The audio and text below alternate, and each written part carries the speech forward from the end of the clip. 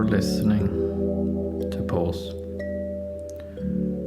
we pause for a second or two. This is episode 83, Diaphragm, part 2.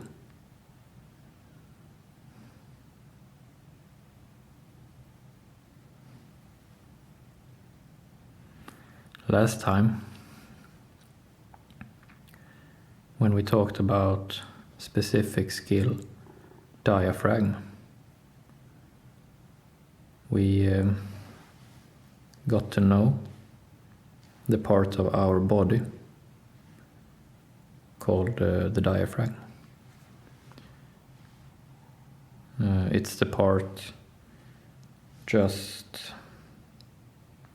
in that cavity below our rib cage.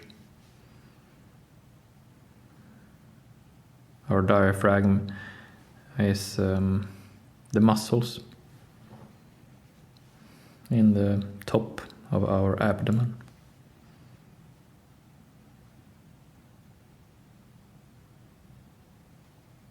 And last time we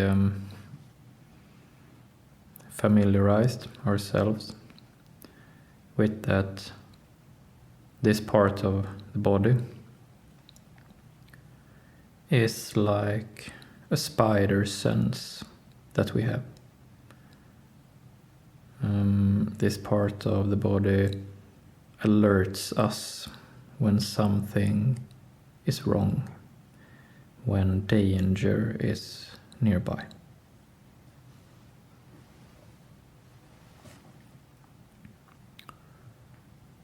So basically, whenever danger is nearby,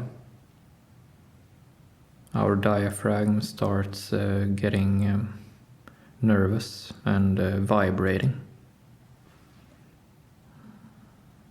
And this bodily cue, this information is very useful, especially in the kind of situation that we can call our acute situations.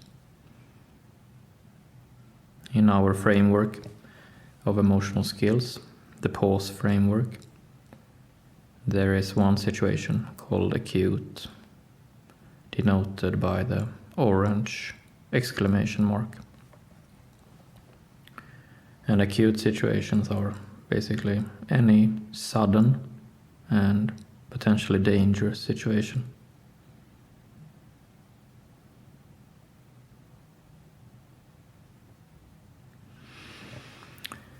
Today,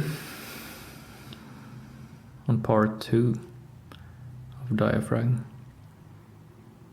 we will talk about what we need to do in order to maintain this tool, this part of our body that can alert us when something dangerous is nearby. Today we will talk about what we need to do to keep it fresh. Today we will talk about what we need to do to sort of calibrate our diaphragm so that it can alert us correctly. And if we don't do what we will learn today, then our diaphragm might not function properly. So we will fine-tune our instrument, so to speak, today.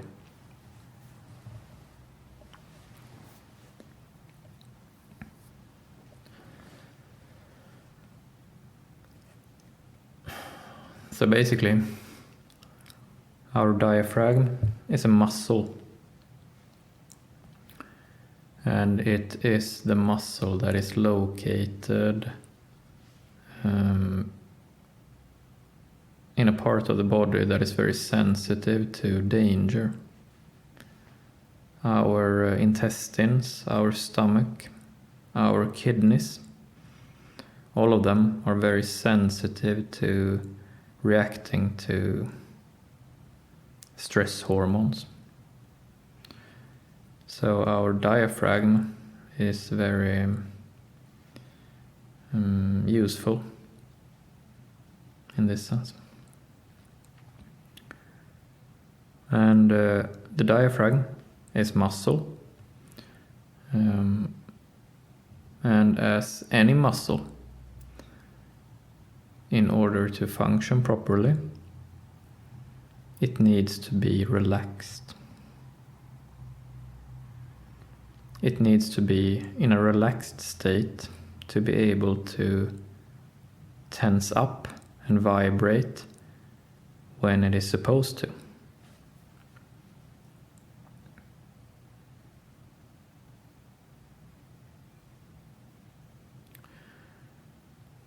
Whenever we are exposed to sustained daily stress, when there is stress all around,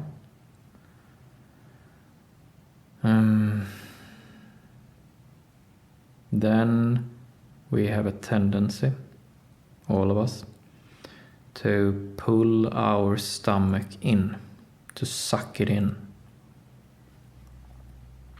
To suck it in and up, like a ballet dancer. You can see a ballet dancer in front of you, in your mind's eye. It's like they suck their stomach in and up. And that is what we do when we are scared for a sustained period of time in our everyday life.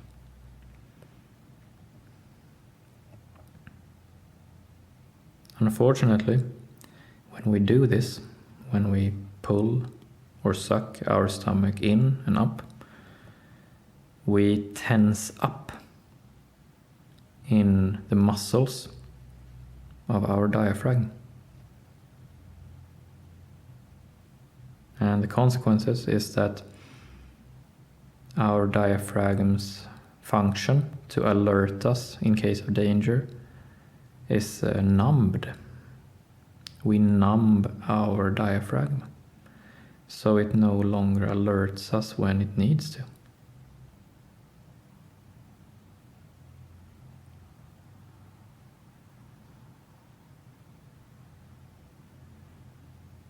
Today we will talk about what we can do to counteract that tendency that we have to tense up and lose the function of our alerting diaphragm.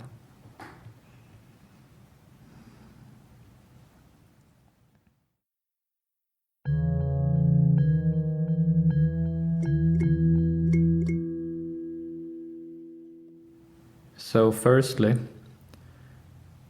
the first thing that we do is something general, something all-purpose, and that is that we will sustain our bodily flow. So the whole of our bodies, our muscle and organs and blood vessels and the lymphatic system and the skeleton, of course. But especially our muscles and our lymphatic system is responsible for if we feel tense and clogged up or loose and free.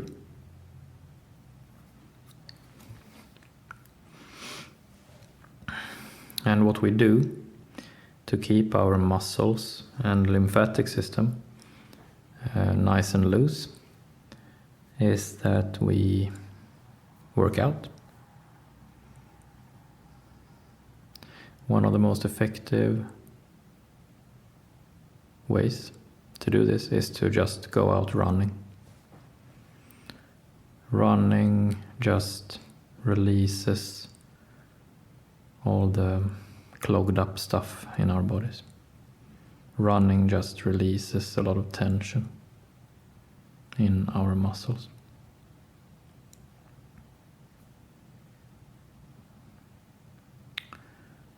If you are interested, another way that is very effective is to try Eastern practices for relaxing and getting in touch with our muscles and lymphatic system. So if you're interested, you could try Qigong or Tai Chi. They are very knowledgeable practices, and they do the job.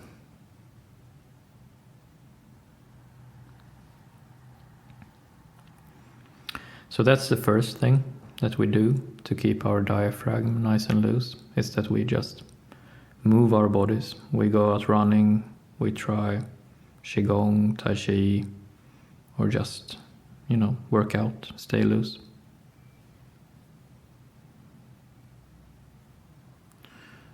The second thing that we do is that we regularly, like a routine,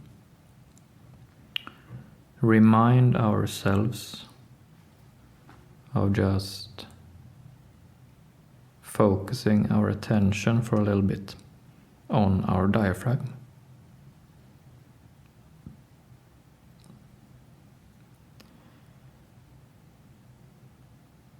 .99% of the times, when we just spontaneously focus our attention on our diaphragm, we will quickly find that it is somewhat tense or very tense.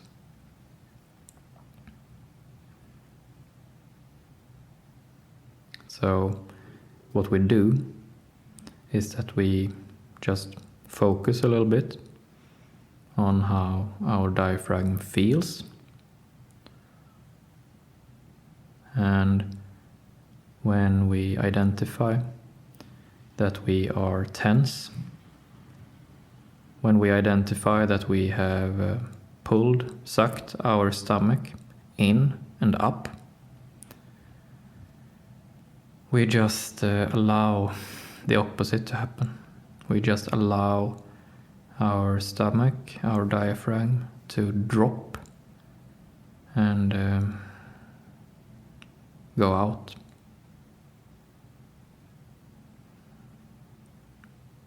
So we just drop our stomach down and out.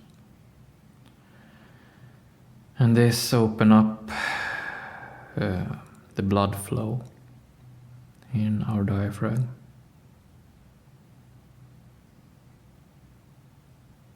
When we do this, when we open up the blood flow in our diaphragm, it feels uncomfortable.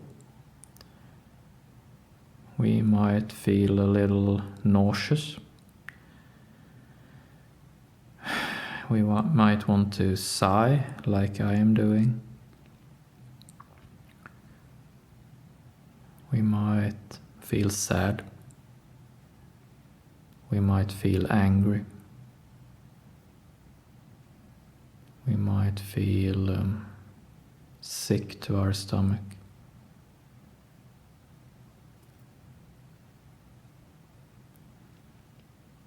It is quite telling how big a difference it makes for our state of mind if we just drop our stomach down and out. If you ever watch a person, or an animal for that matter, that is contempt. No, not contempt, excuse me, content. If you watch a person who is content, satisfied, just in a good mood, you will see that the content person, that person's stomach is always relaxed. It's always down and out.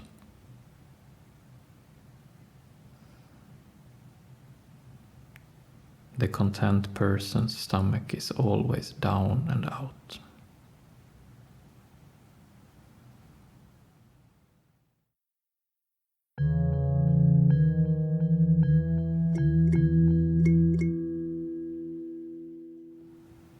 So this is what we do. These two things is what we do to maintain our diaphragm, so that our diaphragm may do its job for us, alerting us when there is danger nearby.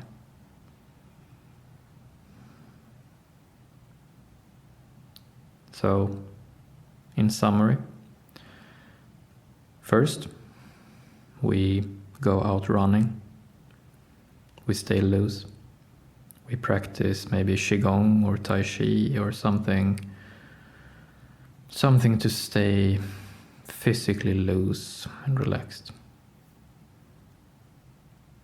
And then second, we make a habit, a routine out of just focusing a little bit on our diaphragm and noticing that we are tense, that our stomach is pulled in and up, and we just allow for our stomach to drop down and out.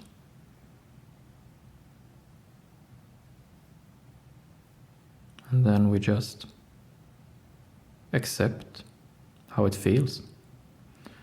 We might feel nauseous, we might feel sad, we might feel angry, we might feel sick to our stomach. And this is how it's supposed to feel. It's honest. It's true.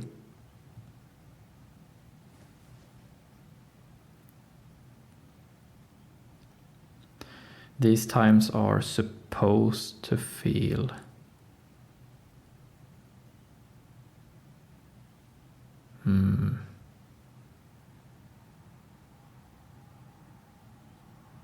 not right. There's a lot about these times that are not right. You know it. I know it. And dropping our diaphragm down and out gets us in touch with this truth that there is a lot that is not feeling right now. There is a lot to be angry about.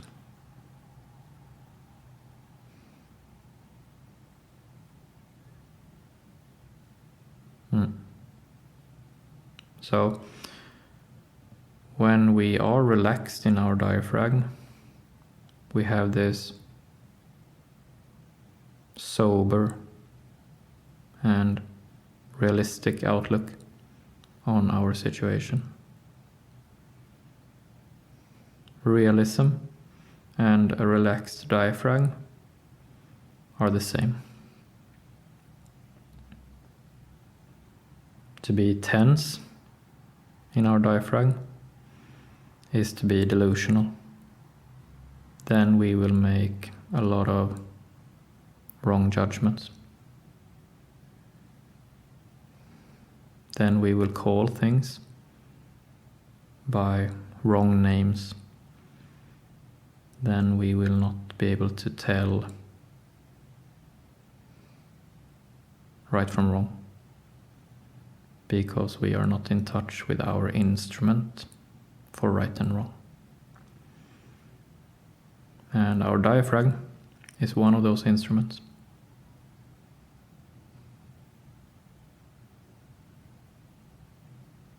We stay loose, even when it feels not funny. Sometimes there is nothing funny to it. Sometimes it needs to be not funny. We stay loose.